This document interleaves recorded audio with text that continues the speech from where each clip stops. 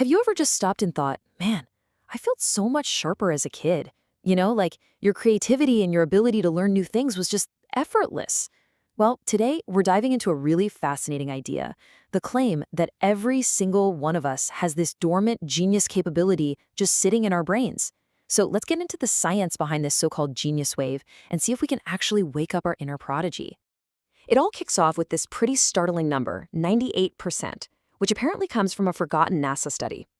Now, this study was originally meant to find the next generation of rocket scientists, right? But what it stumbled upon was something much, much bigger, about where genius actually comes from in the first place.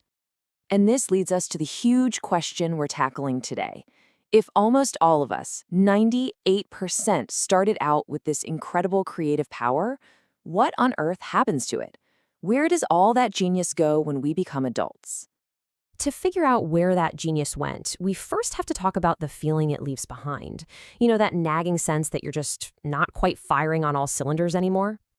I think we all know this feeling, right? That feeling of being stuck in a rut, fighting through brain fog, or just sensing that the quick, clever mind you used to have has gotten, well, a little dull. The sources we're looking at today say this isn't just in your head. It's a real thing, with real causes deep inside our own brains. So what's culprit number one for this lost genius?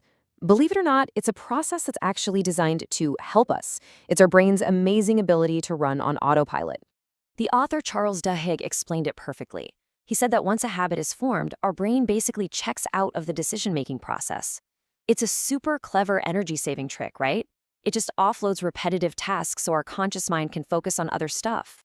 And this whole process runs on a simple but incredibly powerful three-step cycle. First, you've got the cue. That's the trigger that tells your brain to switch to automatic mode. Next up is the routine, which can be a physical, mental, or even an emotional action. And finally, you get the reward, which is what tells your brain, hey, this little loop is worth remembering for next time.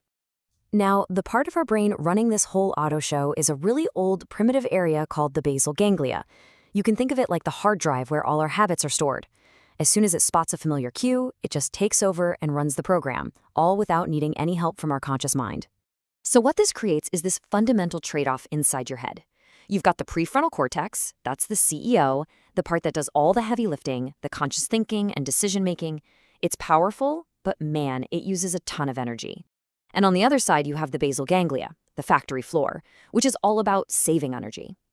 So the more we rely on those automatic habits, the less we actually use the creative, problem-solving part of our brain. But look, habits are really only half the story. According to these sources, the other half is this invisible battle that's constantly going on inside our heads, a battle of brainwaves. Okay, so our brains are always buzzing with electricity, creating these waves at different speeds.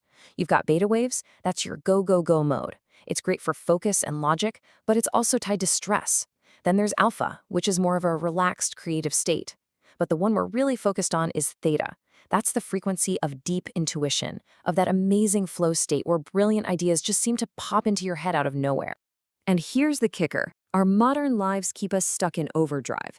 As the neuroscientist Dr. Joe Dispenza points out, all that constant stress and anxiety just cranks our beta waves way, way up.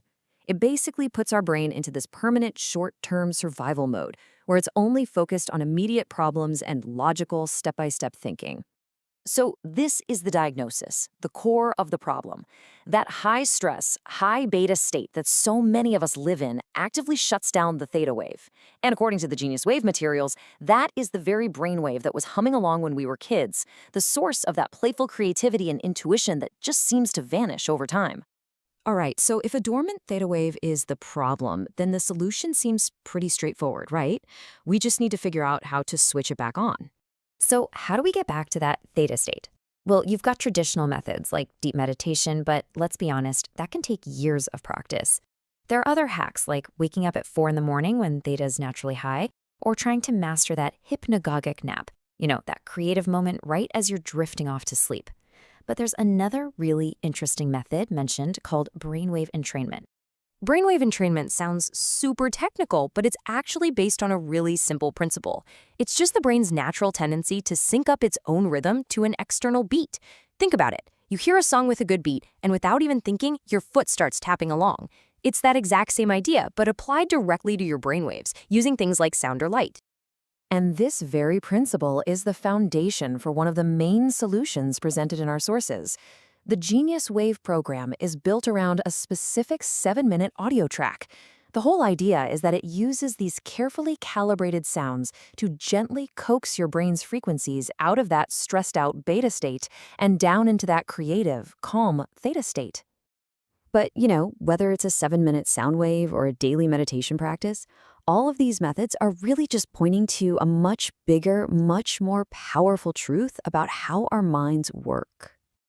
It all comes down to this core concept in neuroscience, often summed up as Hebb's law.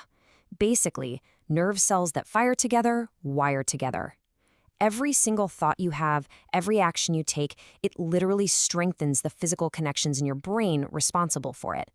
This is the amazing power of neuroplasticity. The idea that our brain isn't set in stone, it's constantly changing and rewiring itself. So the real takeaway here isn't about any one magic bullet or technique, it's about grabbing hold of this incredible idea of neuroplasticity. Your brain has the built-in capacity to change, and once you understand the systems at play, like the habit loop and your brainwave states, you suddenly have the power to consciously direct that change yourself. Which really brings us to our final thought. Your brain is a learning machine. It never stops. It's constantly writing new programs and creating new habits based on what you do and what you think. So the big question is, are you just going to let your old programming keep running on autopilot, or are you ready to step in, take the controls, and start writing some new instructions? Hey everyone, welcome back. If you're enjoying this, make sure to hit that subscribe button right down there and click the link for more info.